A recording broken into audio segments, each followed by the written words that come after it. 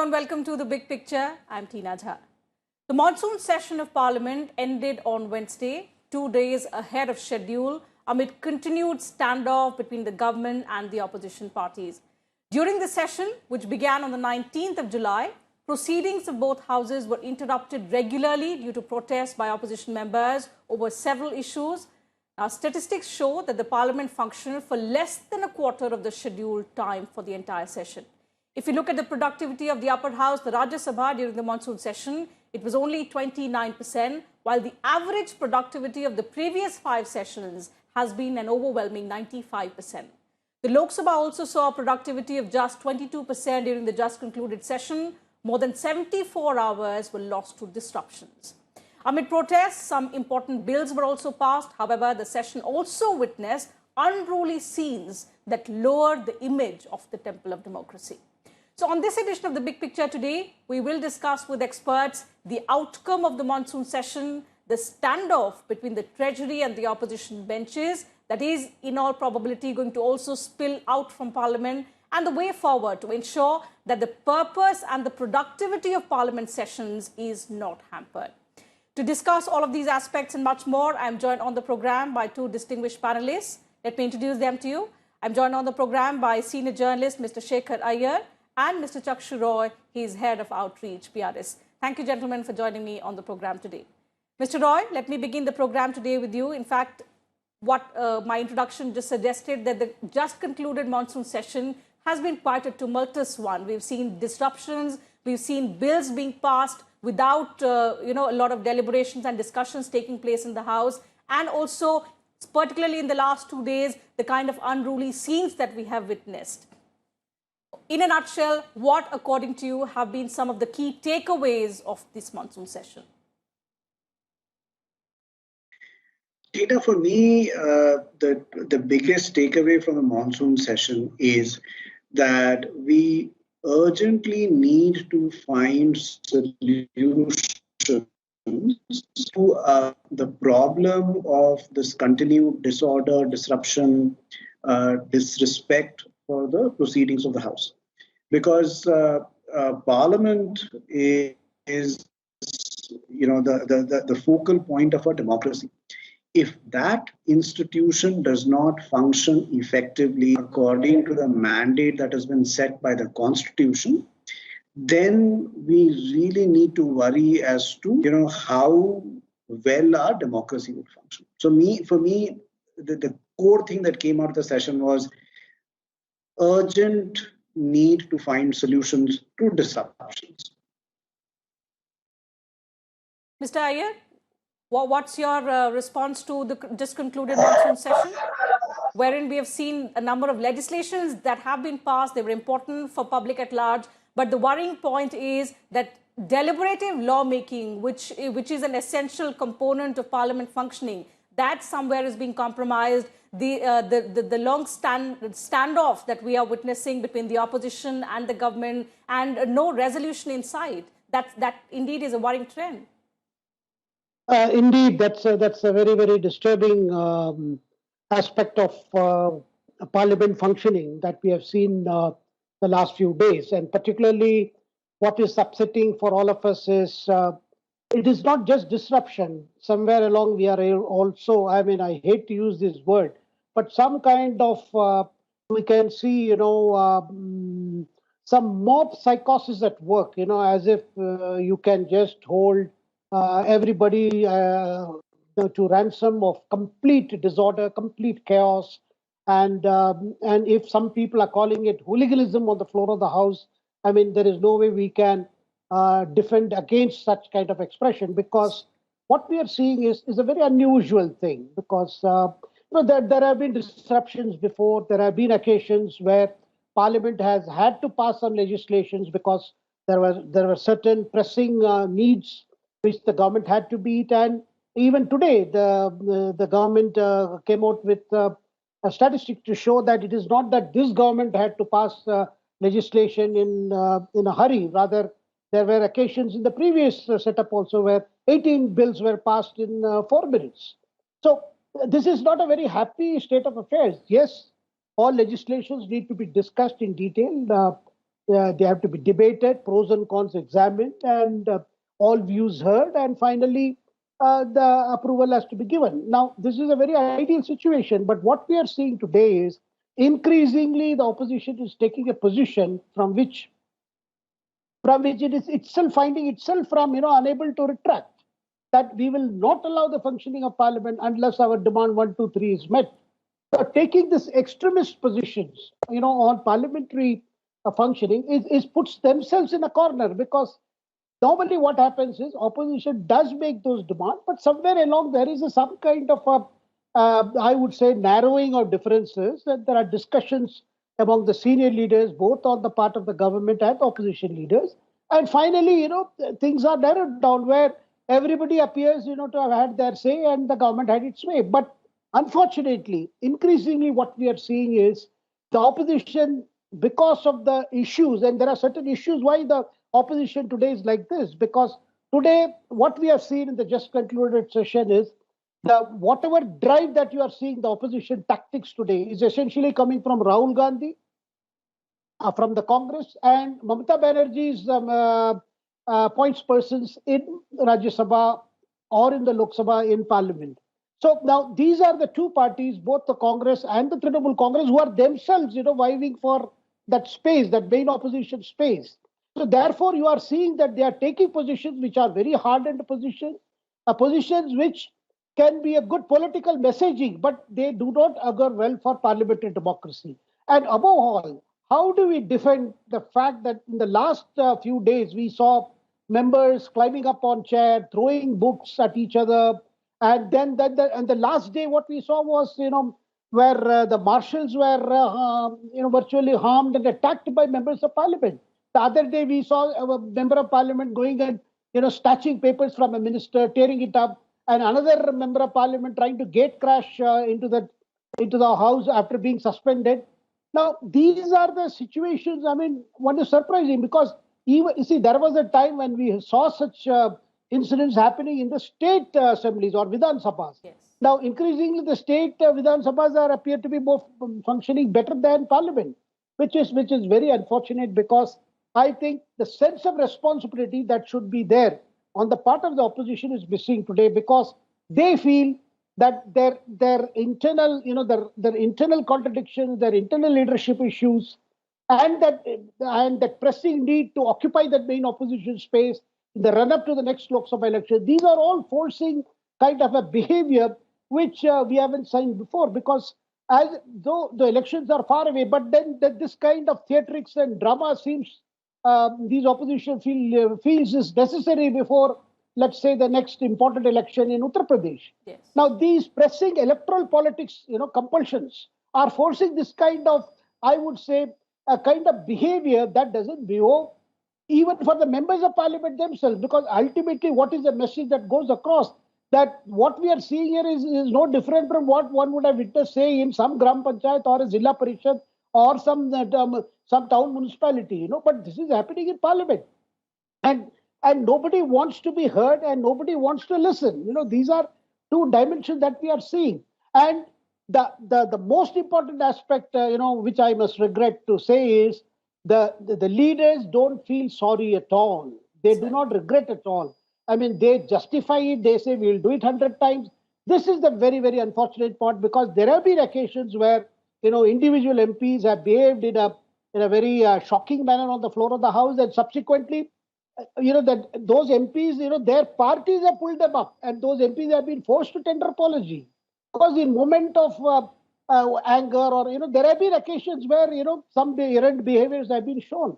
But absolutely, and even in the past as well, we've seen multiple times there have been standoffs over issues, but obviously both sides, as you rightly said, sir, that both sides have narrowed down their differences, and a resolution has come across when the chair, this time what we have seen is both the speaker and the Rajya Sabha chairman, despite repeatedly appealing to both sides to resolve the differences, that has not happened. Mr. Roy, why is this happening? What Mr. Iyer says is a very, very concerning fact, that now the leaders have, their sense of responsibility has taken backstage. What they are doing is playing to the gallery. They're using Parliament as a platform for political messaging. And that, of course, does not augur well for our temple of democracy. What is the solution? Do we not have stringent rules in place, or are we not actually exercising them? So, for example, what we saw in the last 2 days in Rajya Sabha, the kind of unruly scenes,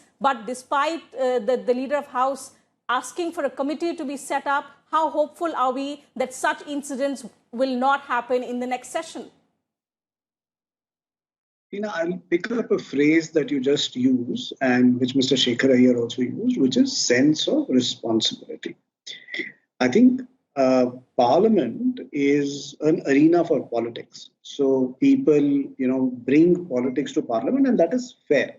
But I think where we need to differentiate is that both the opposition parties and the ruling parties are not vying for separate things. The ruling party, the opposition parties are all stakeholders in ensuring that the governance of this country gets better. So the government is supposed to bring ideas. The opposition is supposed to counter those ideas and say, listen, we have ideas which can make this better. So that sense of, that adversarial environment in Parliament is for the betterment of the nation. But when that adversarial environment does not benefit the nation, that is when, we as a parliamentary democracy are in a little bit of a trouble. Now comes the fact as to how do you ensure that the proceedings of Parliament are not held hostage to disruptions. Now, over the years, a number of things have been proposed. So, for example, many members themselves have proposed that there should be stringent punishments. I remember I was reading the debates of the 13th Lok Sabha, and Mr. Fali Naraman, an eminent jurist, was a member of Rajya Sabha at that time, a nominated member. And he had said that the salary and allowances of members of Parliament should be cut.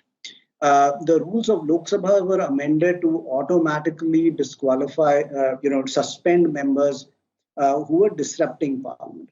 Now we can strengthen the rules, but the presiding officers of both houses are a little tied down. No presiding officer wants to run a house where people are suspended and then house proceedings made to continue. Ideally, a presiding officer would want that there's some kind of an agreement that is reached between the treasury and the opposition, and debate and deliberation can happen. So while the rules are there, the enforcement of the rules is a moral conundrum. If you punish people and make them move out of the house, then you will not be able to hear the voice of those people. What do we do to get out of disruption? I think there has to be a sense of responsibility, as you said, from the opposition benches. There also has to be a sense of accommodation from the treasury benches. As Mr. Iyer was pointing out, that narrowing of differences. How do you achieve that narrowing of differences? You make sure that there is enough time available. You make sure that Parliament sits for longer. You make sure that everybody is able to have their say. When these kind of things happen and people are able to sit across a negotiating table and say, listen, we are willing to compromise on some of these things. If everybody maintains a rigid stand, then where is that forum for debate and where is that forum for deliberation? So those are the things I think that we need to work on. Rules definitely will help, and stringent rules should be there to possibly be used in exemplary circumstances. But in the regular running of the House, it is conversations and dialogue and consensus building which would reign supreme. But Mr. Iyer, what if the agenda is not to discuss and deliberate people's issues, but to utilize this time that has been set aside to discuss people's issues, to play to the gallery, to appease voters in respective constituencies by members? What then is the solution? Because it clearly looks like both sides, of course, are not narrowing down differences. As Mr. Roy said, the sense of responsibility and the sense of accommodation, both are lacking. But even if there is agreement on debating, but the debate actually doesn't take place. Yeah, but I feel there is no disincentive for this kind of behavior, because once the session is over, then even if committees are set up, things get delayed. Somewhere along the errant MPs are encouraged by the leadership. That is the most worrying aspect, because a party today may be the opposition, today could be in the ruling party, a few years later, or vice versa.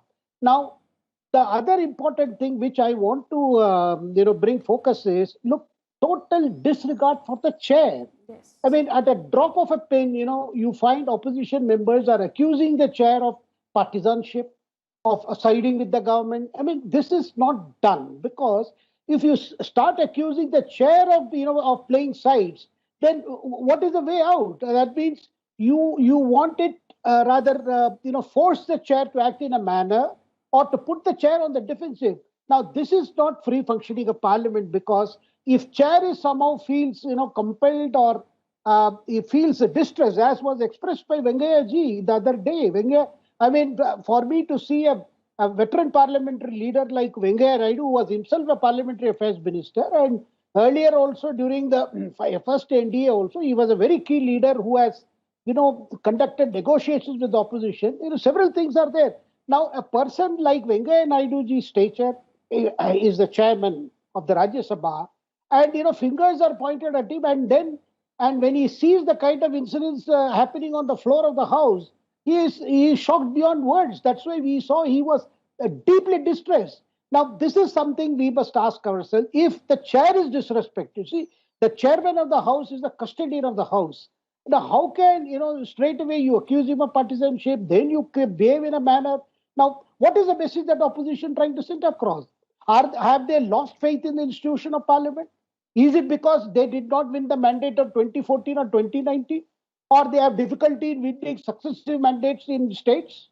So these are, there are some fundamental issues, and my feeling is it is a lot to do with the crisis that these opposition parties are facing themselves. It is this crisis that is forcing them to act such a manner, because they wait for the session to come, so that gives them a platform to show, look how bad the government is, and how they are trying to force the government to answer the question. Because they have nothing new to say. As you said, there is no real intention to discuss the issue also. Because, for instance, this surveillance controversy. Now, we can debate about it, whether what kind of evidence was brought forth, what kind of these reports were suggesting. Now, the IT minister made a statement in the Rajya Sabha. Now, Rajya Sabha has a practice, when a minister makes a statement, immediately the opposition members are allowed to ask clarification. That itself becomes an impromptu debate. This has been there for a long time on several important issues.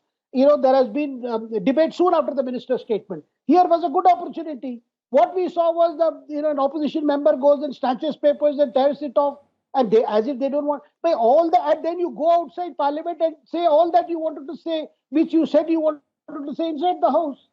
So this kind of behavior, what does it show? Because ultimately, it hurts the institution of parliament. This is something I think everybody should be worried about, concerned about, because the institution parliament cannot be hijacked for individual agendas of leaders who are trying to find their feet in today's electoral politics. Absolutely. And not just the opposition parties indicating that they have lost trust in the institution, but through their actions, they're also, in a way, shaking the credibility of the institution, the trust that people have, and this could be difficult to restore. Mr. Roy, coming back to you on understanding how concerning is the fact that deliberative lawmaking, which has been one of our strengths of parliament proceedings, of the manner in which our parliament functions, that in a way is being compromised due to regular disruptions. Not even a single day we have witnessed during this entire monsoon session where there not have been disruptions and repeated adjournments. Obviously, bills were passed, but without any discussion. And this, in the longer run, is something that is worrying. Can we say that if such trends continue, and if governments in power continue to take up legislation after legislation without proper discussion and deliberation in the House, could deliberative lawmaking become a thing of the past? Tina, I sincerely hope that deliberation on lawmaking, which has been the bulwark of our parliamentary functioning, it returns. That in the winter session, we see more healthy debate and nuanced debate on a range of legislative issues. And the reason I say that is, whatever law that Parliament makes then has to be implemented on the ground. When it is implemented on the ground, there might be difficulties and that law might be challenged before a court. One of the things that the courts would look towards is the debates of the legislature to see as to what was the legislative intent when Parliament made those laws. Now, if laws are passed in Parliament without any debate, then how do we interpret the law as to what was the legislative intent of Parliament in that particular lawmaking? So that's one part. The second part is, when laws are debated, whether they are debated in the House or whether they are debated in standing committees, an important thing happens, which is that members of Parliament bring their experience and point out areas in which the law can be strengthened. They point out areas in which, when the law it is implemented to the ground, might not work as well. Yes. And very often it happens that the government takes up the recommendations of a parliamentary standing committee and then changes the law, amends it, and brings a revised version of the law. So, the debate, just not for the purpose of having a debate, is for the purpose of strengthening a legislative proposal that the government is proposing. And it is the responsibility of both the treasury benches and the opposition benches to strengthen the law. Because when the law is passed, it will be a law that was passed in the 17th Lok Sabha or a law that was passed in the 16th Lok Sabha. It is immaterial as to who brought it and who opposed it and who supported it. If it is a great law which works well in Parliament. So we need to ensure that there is adequate debate and scrutiny that happens both inside the House and inside parliamentary standing committees. One of the things that has been lacking in this session has been this debate inside the House. And since no bills went to the standing committee, there will be no debate inside the standing committee. Yes. So that is an arena which I think that would require a little bit of a fixing. Okay, Mr. Iyer, let me come back to you for one final comment, because all of this is very, very concerning. We have spoken at length about it. The question before us is, how do we ensure that India, which is a shining example of how a democracy should work, our parliamentary democracy, there are countries that are following us, how do we ensure that its dignity is intact, that we continue to carry on with the legacy, the beautiful legacy that our forefathers have given, so that we don't dent its image and its credibility in front of people's eyes also remains intact?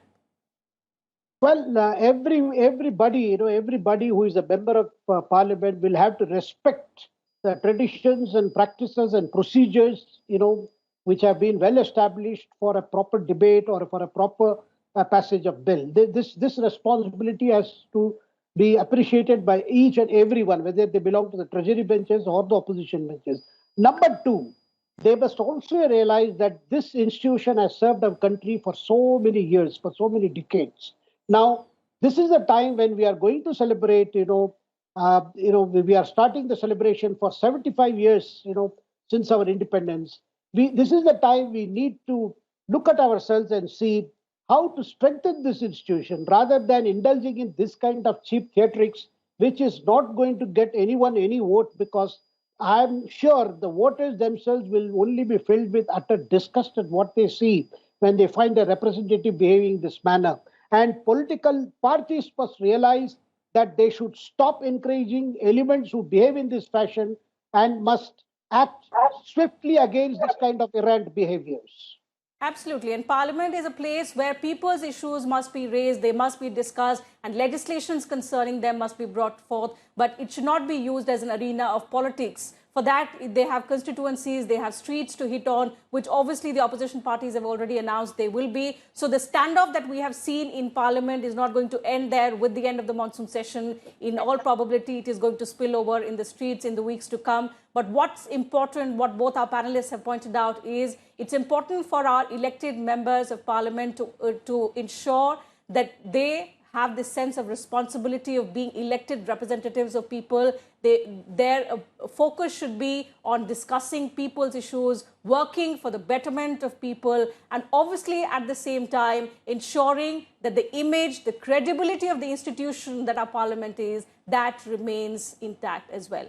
So with that, I'll have to call it a wrap on this edition of The Big Picture. Thank you once again to both my guests for joining me on the program and discussing your thoughts with us and our viewers. Pleasure having you on the show. So that's it from us on this edition of The Big Picture. Thanks very much for your time.